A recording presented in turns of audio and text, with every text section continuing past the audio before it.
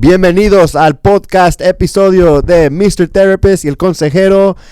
Somos el mejor podcast de la recuperación y la salud mental. Y aquí con mi amigo, yo soy Manny Romero y estoy con Jesse O. Goal! What are we going to talk about today, Jess? Oh, sorry. I didn't know what was going on. I thought it was on Telemundo Television. Jesse O here. This week, we're going to dive into We're going to deepen our connection, Mr. Romero, Mr. Therapist, and I. Man, that really threw me off. But we're gonna dive more into the Matthew Perry death. We're gonna talk about Special K, Ketamine. I'm having a lot of questions about that, but you're gonna hear on this episode coming up. You alright, buddy? No. Suscríbase al canal, por favor. Hazlo. We are the best.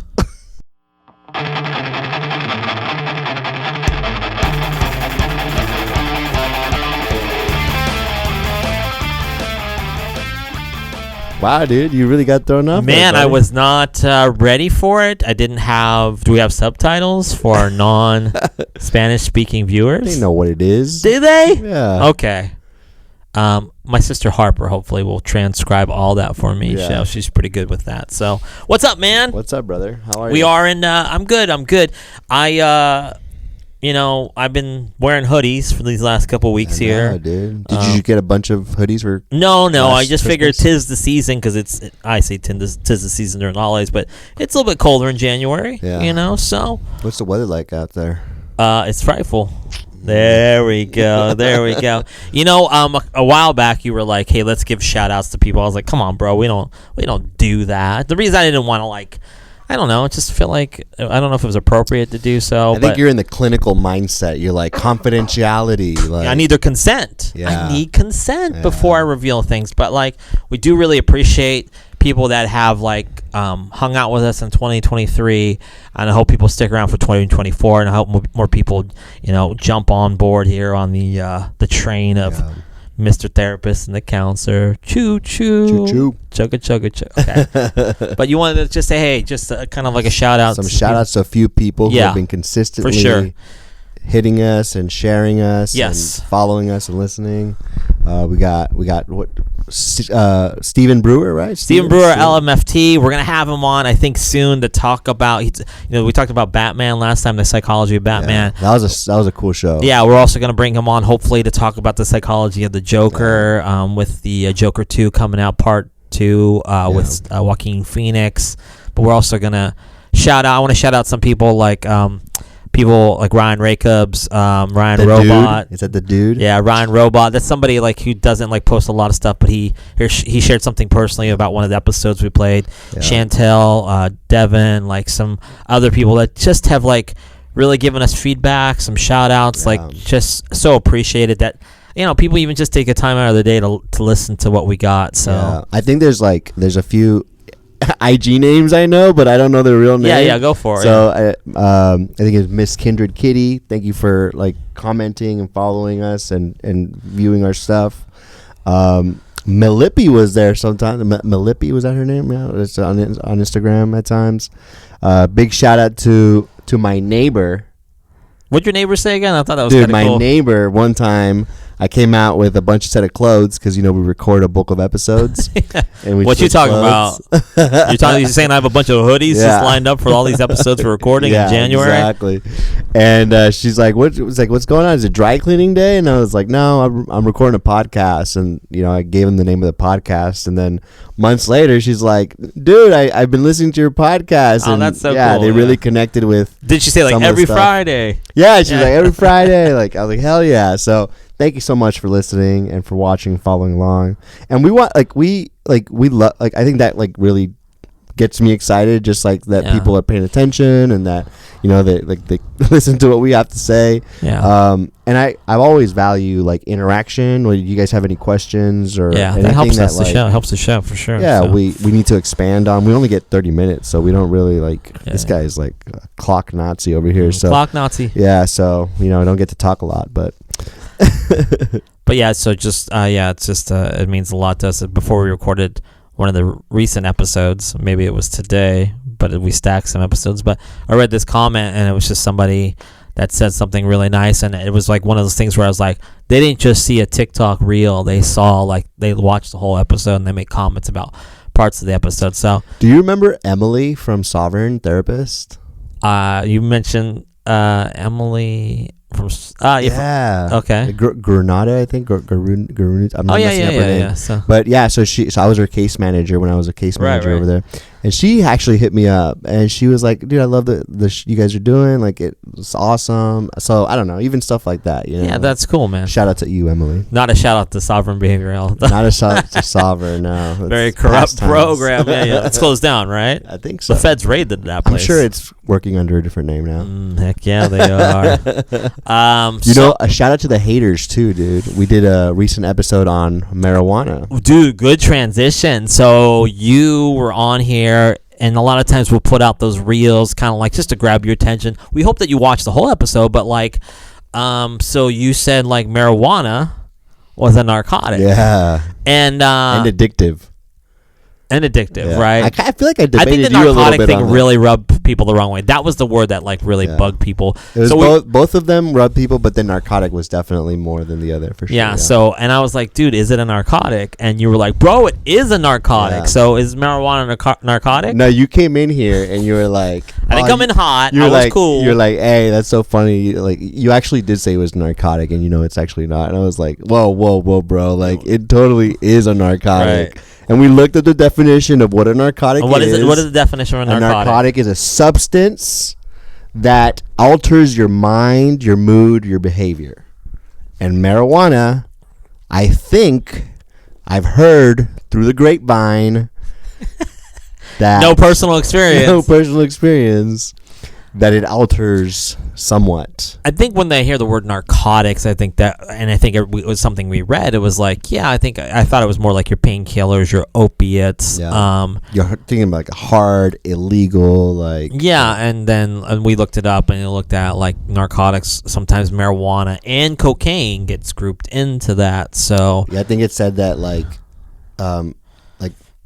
technically they're narcotics, but a lot of times marijuana and cocaine don't get included as narcotics because they're not as lethal. Or yeah, I was surprised with the cocaine. Marijuana, I'm not trying to give it a pass. I know we talked about like how it's a lot more intense these days, marijuana, but like surprised cocaine was like kind of like, I'm like, it's been known to give people like heart attacks or like but it is a Schedule 1 drug. But how many people do you know in treatment for cocaine?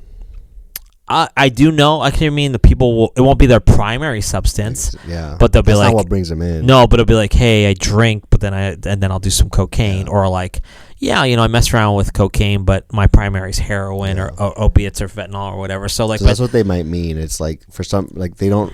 Like even cocaine could even be a gateway to the other drugs, right? But yeah, you would say also. I mean, I don't know though. I mean, you do. I still have like probably methamphetamine use.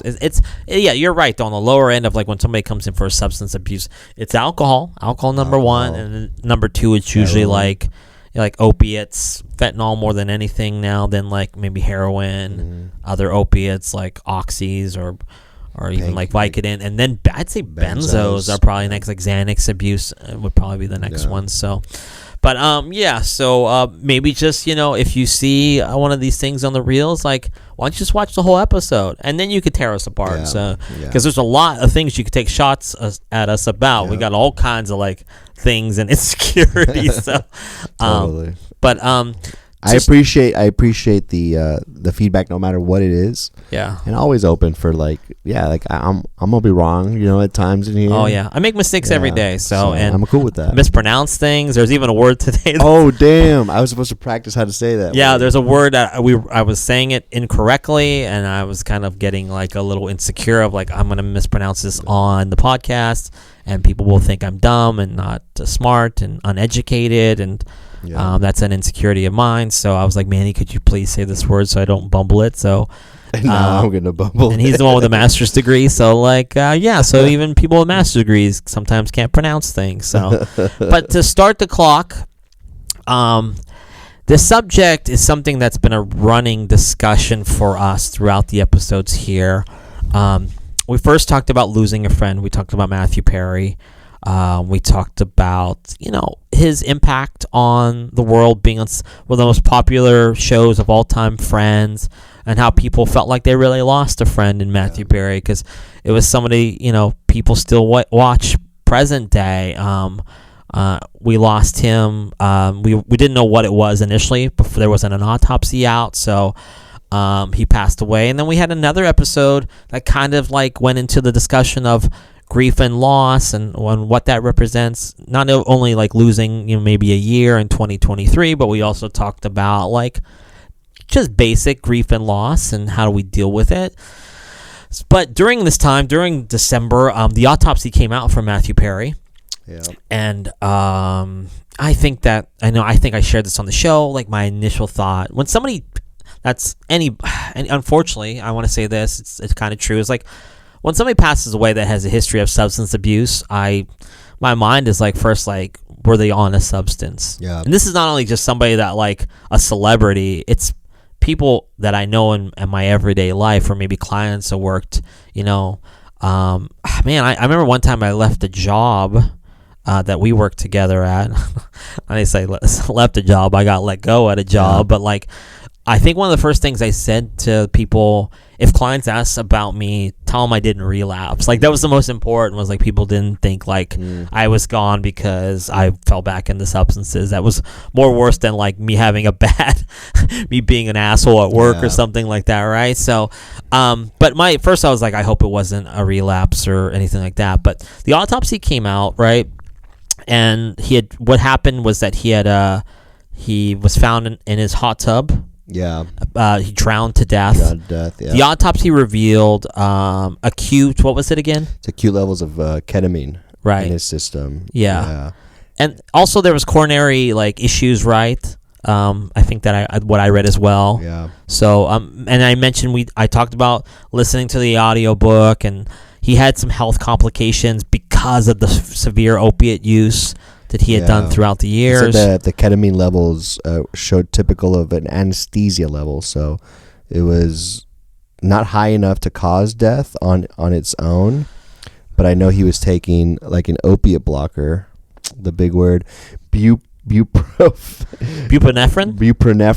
Yeah. Oh shit! I said it. There you go. There we go. I was like, which is like basically it's something that's very well known, and a lot of people take it when they're recovering from a substance like opiate, naltrexone, or like some people take like the Vivitrol shot, which is like will block it for like 30 days. Like, so if you try to even drink alcohol or use opiates, like you won't have the same effect.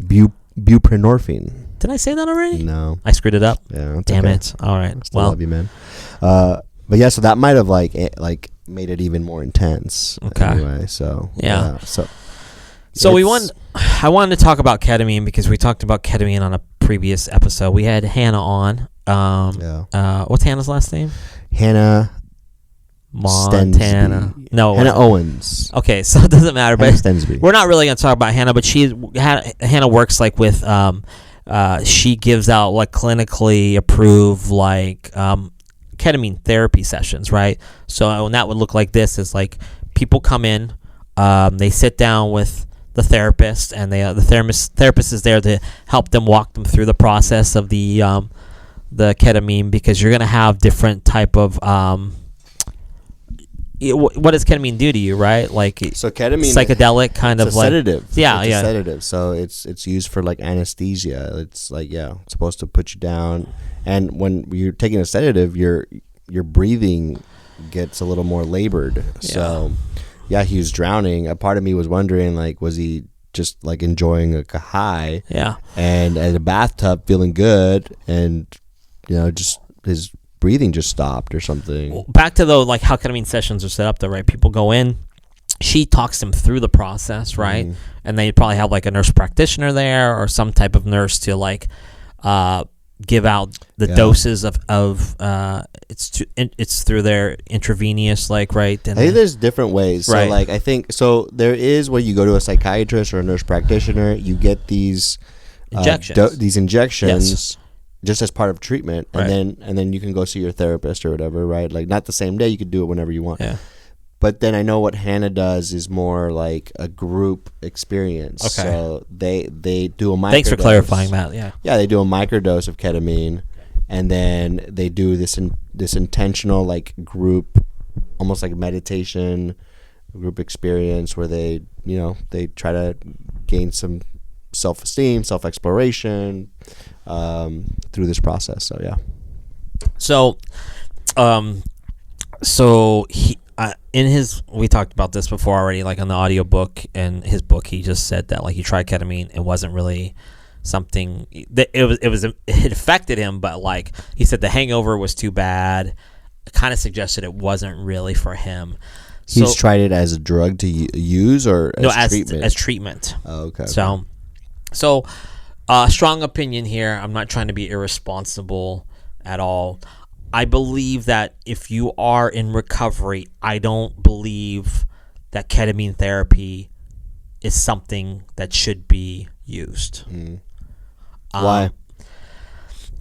I tried to be open-minded when we initially had this conversation before when we talked about ketamine therapy because I feel like that it is important to be open-minded because I do work with a lot of clients that they're in addiction and they're in recovery or they're addicts, but a lot of it plays based on like their trauma, family experiences, mental health things like severe depression, and it's the chicken and the egg, what came first.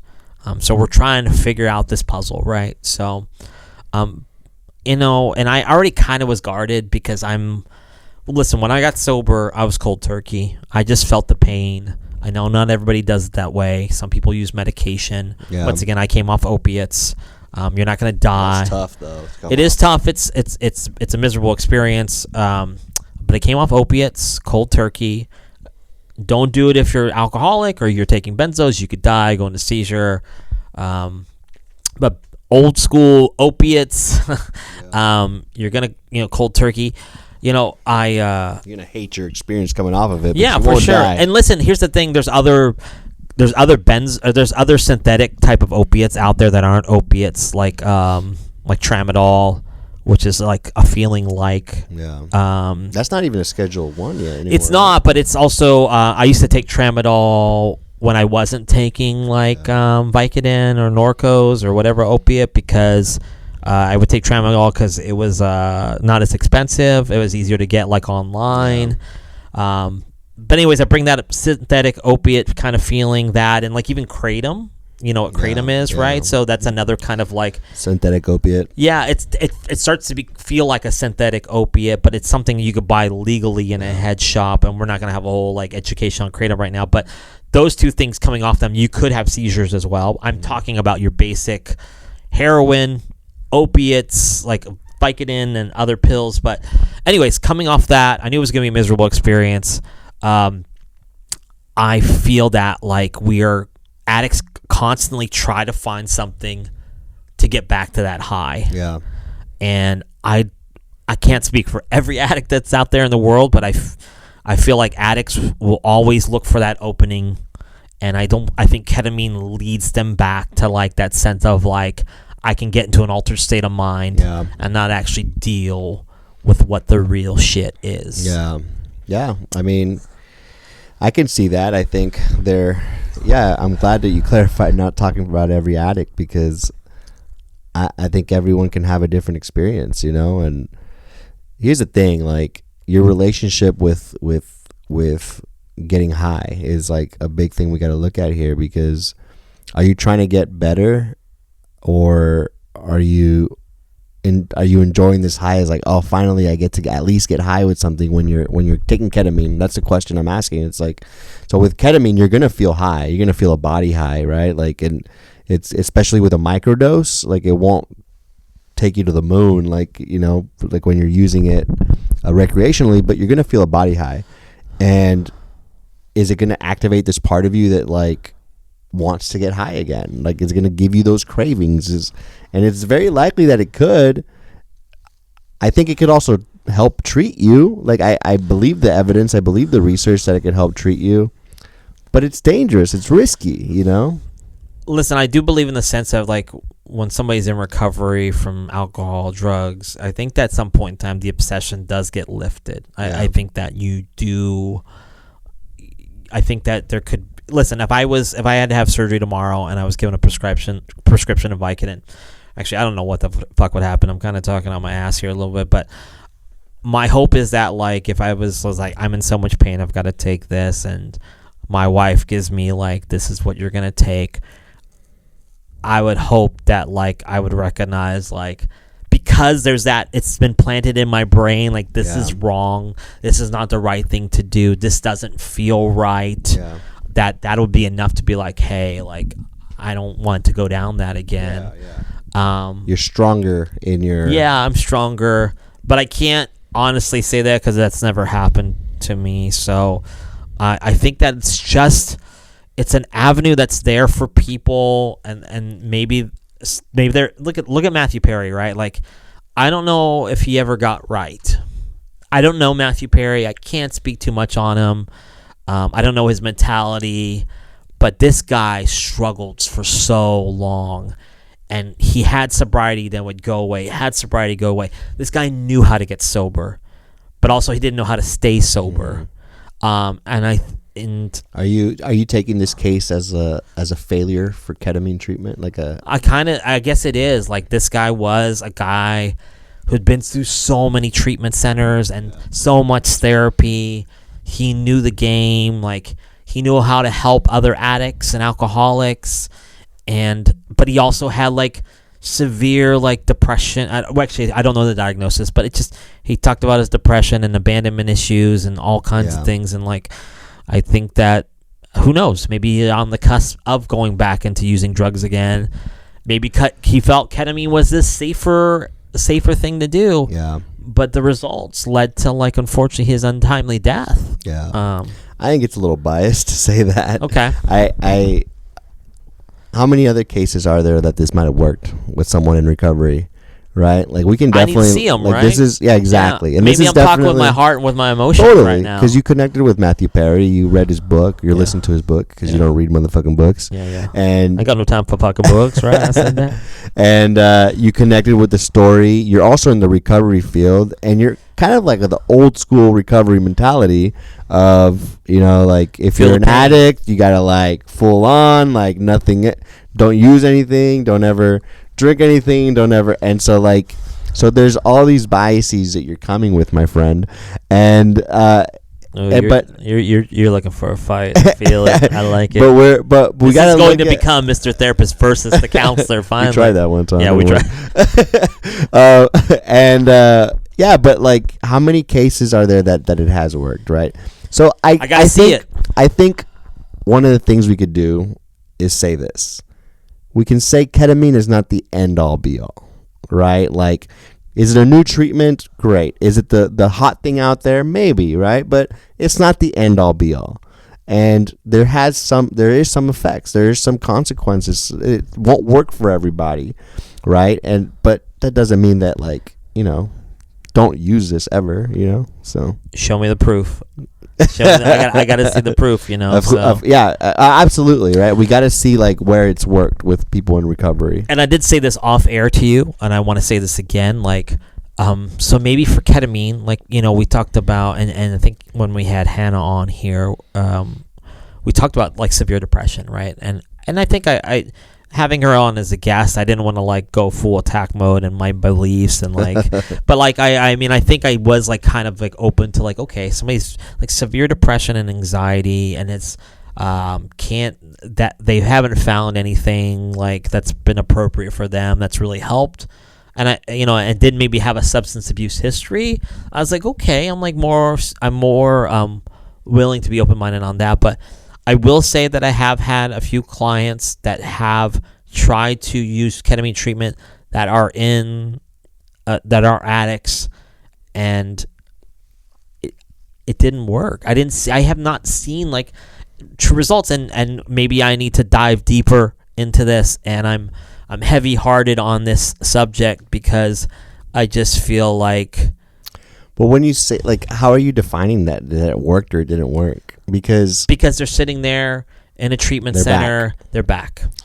how many times has that happened with someone who's just tried treatment, who's just tried like nothing at all after, like, you know, sobriety, full metal, right? Like, it's like, how many times have they been back? We're going back to that discussion of like, what is success in recovery, right? Right. And so it's, I mean, same thing. It's probably the numbers are probably either the same or worse, right? Like, I yes, I mean, to your point, but specifically the focus on, like, I'm talking about ketamine assisted treatment. Like, I'm not seeing it. I'm not seeing this wave. I'm seeing an addict's desperate attempt to go back to some kind of feeling, to be like altered state of mind, to not be in reality. That's the fear. And I think if you're like, and it's a very valid one. Like, I think if you are going to ketamine with this mindset, like, I don't think it's gonna work. You know, like, to look for a high, to look for like a way to be able to continue to use something, like, but I don't know if anything's gonna work at that time for that person in that moment, right? So unless you, like you said, like, there's hope. I think I have hope that, like, if you did need to take opiates one day because you were going to surgery or you're in pain, I think you could come out of that. Like, I have hope for you that you could, because you've built an amount of time of recovery under your belts. You've kind of convinced yourself and, like, seen the evidence for why it's better to live without substances. And so you have all of this, like, track record of evidence of, like, what I want to do. You have more of a choice right now than you did before. I think that there's something, and I'll speak as a person that I feel like can relate with Matthew Perry on that end of, like, being an addict behavior. It's just like, I feel like often when I see openings, like, when it comes to, like, using substances, I still kind of romanticize it and see, like, where could that take me. And that because it's been planted in my seed, like, the seed's been planted in this. The seed's been planted in my brain. It's just like, I don't know. It's just a really scary road to go down to even, like, test or challenge. And and I just feel like there's, I don't know. There's just other options out there. So, so we're about out of time. I don't think I'm gonna have to talk about Matthew Perry anymore. You can come in here and talk about anything you want, buddy. This is your time. Maybe talk about Matt LeBlanc next time, or David Schwimmer, or maybe Jennifer Aniston. I know one of those people. They're all on Friends. Okay. Ross, Rachel, Joey. Why didn't you say that? We just talk about Seinfeld next time. How you doing? We'll end it on that. Later.